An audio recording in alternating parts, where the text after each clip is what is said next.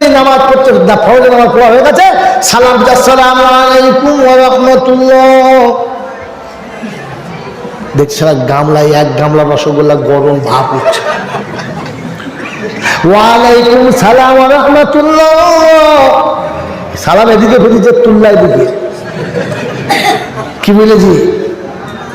আমার বাবাজিরা, আমার সোনার চাঁদ বন্ধুরা, নামাজ যেমনি হয়ে গেছে গামলার পাশে দাঁড়িয়েছে, আল্লাহু আকবার, আলহামদুলিল্লাহ রাব্বিল আলামিন। গামলা তো নিচে যেমনি দু রাকাত নামাজ পড়ে বসেছে, গামলা ধরে দাঁড়িয়ে গেছে। দুটো করে রসগোল্লা খেয়ে দেখে, একবার টাটকা গরম রসগোল্লা প্রথম ঝেড়ে দিয়েছে, ফের হাত পেতেছে, বলে কি ব্যাপার? ওই তো চাচির খুব শরীর খারাপ, দুটোতে।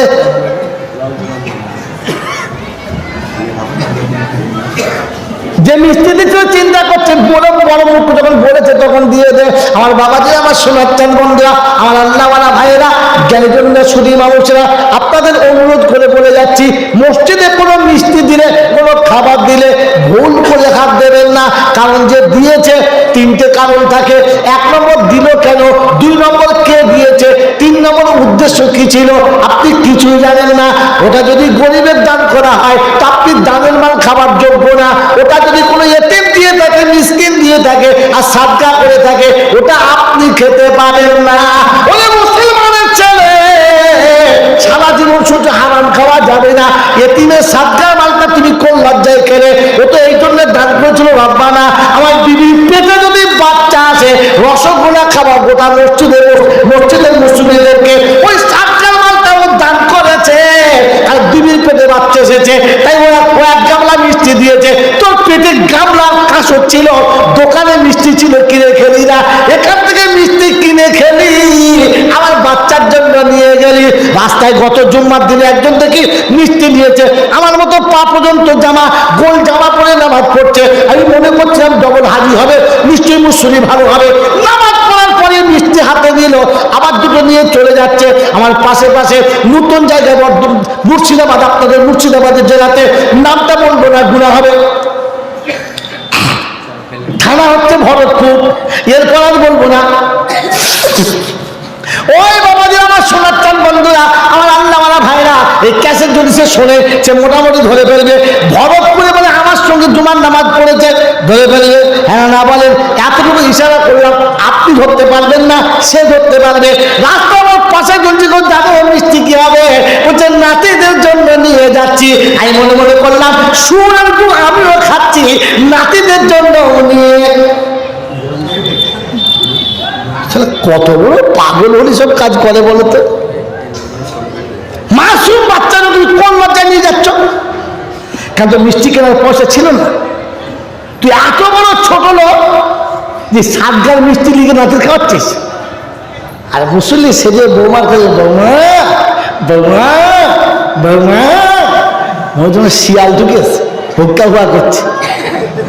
হ্যাঁ, আর মিষ্টি ফেললে বৌমাকে দেওয়ার জন্য এইটাই পেলে। ছি ছি ছি ছি ছি ছি ছি ছি। এই জন্য বাবাজিরা, সোনালালেরা, রাত অনেক হয়েছে, যান জ্বলে যাচ্ছে, আর জ্বলাবো না। এবার ব্যাক করে ফিরে যাচ্ছি, তওবা করবো ইনশাআল্লাহ। রাস্তা একটা, আলাম ইয়াতিকুম নাযীর ক্বালু বালা ক্বাদ জাআনা নাযীর ফাকাযযাবনা ওয়া কুলনা মা নাযালাল্লাহু মিন শাইইন ইন আনতুম ইল্লা ফি দালালিন কাবীর লাউ কুননা নাসমাউ আও নাকিলু মা কুননা ফি আসহাবিস সাঈর ফাতারাফু বিযামবিহিম ফাসুকাল লিআসহাবিস সাঈর। রাব্বে জুল জালাল শুনিয়ে দিয়েছে। ওদের জিজ্ঞাসা করলো, বলো তোমাদের কাছে কোন মানুষ কি গেল না? বলে এসেছিল মৌলানা। আমরা মনে মনে করতাম ওরা কিচ্ছু বোঝে না, কেন আগের মৌলানারা বললো না, এরা বলছে এদের কথা চলবে না। এখন কি মনে হচ্ছে, লাউ কুননা নাসমাউ আও নাকিলু মা কুননা ফি আসহাবিস সাঈর। ওদের কথা যদি শুনতাম আর বুঝতাম, জাহান্নামে যেতে হতো না। বলে কি করবি বলবো, কার কিছু বলিস না। বলছে ফাতারাফু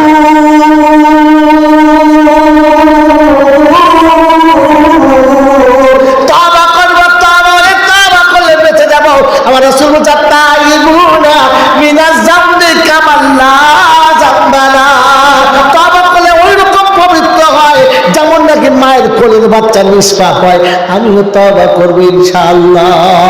ও ধন্যাপুরের লোকেরা তওবা করবে ইনশাআল্লাহ। এই গাঁজাখুরি মৌলবীদের কথা শোনো না, আর কোরআনটা বলে যাচ্ছি, কোরআন যেন ভুলবে না।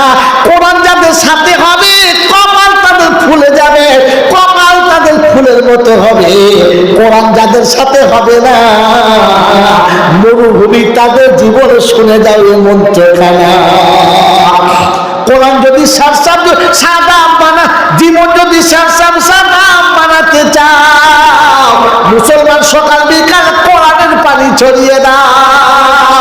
মরুভূমির জীবনটাকে সবুজ যদি বানাতে চাও, কোরআনের পানি দিয়ে জমিনটাকে ভিজিয়ে নাও। তাই শুনে দিয়েছে আলা বিযিকরিল্লাহি তাতমাইন্নুল কুলুব। হৃদয় যদি সত্যিকারের নররা সবুজ করতে চাও, আল্লাহ বলে আমার জিকির দিয়ে ভরিয়ে নাও। কি দিয়ে জিকির করবে না? লা ইলাহা। ওরে বোকা, এই জিকিরের নাম ওই জিকির না, জিকির হলো তিনখানা। জিকির কখানা? যদি বলো নাহানু নাযালনা যিকরা ওয়া ইন্না লাহু লাহাফিজুন। আসলে জিকির হলো ওইটা আমি আমার রাসূলের কাছে পাঠিয়েছি, যেটা ওটার নাম কি? কোরআন। কোরআনের তেলাওয়াত হলো জিকির। তাই শুনে দিচ্ছি, আইয়ুহাল্লাযীনা আমানু ইযা নুদিয়া লিস-সালাহ মিন ইয়াউমিল জুমআহ ফাসআউ ইলা যিকরিল্লাহ। ও মুসলমানেরা, জুমার দিনে যখন ডাকবো সঙ্গে সঙ্গে জিকিরের জন্য এসো। কিসের জন্য? জিকির মানে হলো নামাজ। কথা হলো দুটো। আলা আফজালু যিকরি লা ইলাহা ইল্লাল্লাহ। জিকির কথা হলো তিনটে। সব জায়গাতে সব জিকির লাগায় না, যে জিকির যেখানে লাগে ওর থেকে কিছু ফায়দা করো না। সব থেকে বড় জিকির হলো কি? মুসলমান নামাজি, বেনামাজির কোন জিকির কবুল হবে না। তাই শুনিনা সালাতা তানহা আনিল ফাহশাই ওয়াল মুনকার ওয়া লা যিকরুল্লাহি আকবার। সবথেকে বড় জিকির হলো নামাজ। সবথেকে বড় জিকির কি? নামাজ। আমার বন্ধু শুনে রাখো, তওবা করতে চাচ্ছ যারা, কোরআন চর্চে তওবা করার আগে তিনটে কাজ করো। তারা করবে ইনশাআল্লাহ।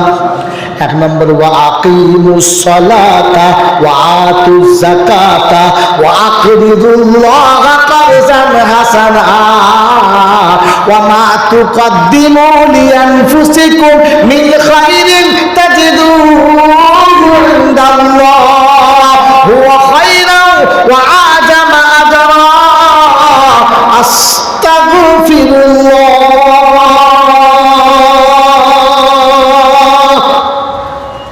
আল্লাহ পাক শোনাচ্ছেন, তওবা করার আগে তিনটে কাজ করা। তিনটে। এক নম্বর, নামাজি হয়ে তওবা করো। বেনামাজির তওবা কবুল, বেনামাজির তওবা কবুল জোরে বলে হবে না। পীর ফকির ওলি আবদাল যে যাই বলুক না কেন, আমি কোনো আবদালের দলে যাচ্ছি না, কোরআনের দলে যাচ্ছি। এশার নামাজ পড়ে নাই, ফজরের নামাজ পড়বে না, ও শালা তওবা করলে তওবা কবুল